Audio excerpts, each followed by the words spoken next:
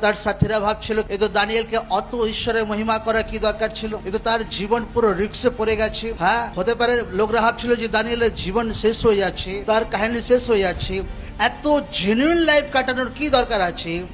কিন্তু লোকরা জানতো না যে ওই পরীক্ষার মধ্য দ্বারা, ওই পরীক্ষার চ্যালেঞ্জের মধ্য দ্বারা ঈশ্বর তার জীবনে একটা নতুন একটা ইতিহাসকে খুলছে একদম। Amen, amen.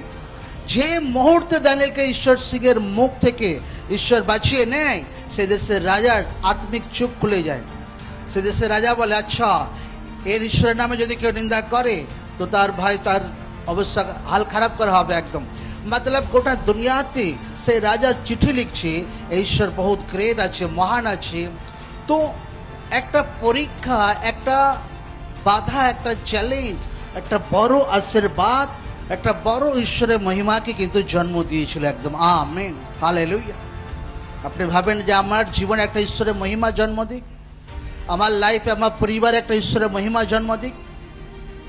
আর মহিমা কিভাবে জন্ম দেয়, বাক্যতে লেখা আছে। যোসেফ যে মুহূর্তে দর্শন দেখে যে আচ্ছা আমার ভাইরা প্রণাম করছে, আমার মাতা পিতা প্রণাম করছে, তো যোসেফকে কি করা হয়, হ্যাঁ, গাড্ডায় ফেলে দেওয়া হয়, যোসেফকে বিক্রি করে দেওয়া হয়।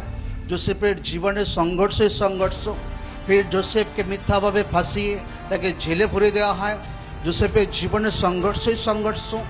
কিন্তু একটা দুনিয়াওয়ালা নজরে কি, যে দেখো এ তো প্রভুকে মানতো, এ তো তার ঈশ্বরকে মানতো, এ তার আজকে কি তার হাল, এ তার আজকে কি দশা, এটা আম ব্যক্তির নজরে।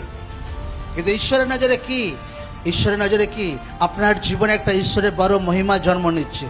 ঈশ্বরের নজরে কি আপনার জীবনে একটা ঈশ্বরের বড় আশীর্বাদ জন্ম নিচ্ছে, যেটা আপনার 14 পুরুষ পর্যন্ত যতদিন না যীশু খ্রিস্ট না আসে এই দুনিয়াতে, ততদিন এই আশীর্বাদ দিকে থাকবে প্রভু যিশুর নামে। আমেন। এইভাবে বড় আশীর্বাদ, এইভাবে বড় গ্লোরি লোকদের জীবনে জন্ম নেয়।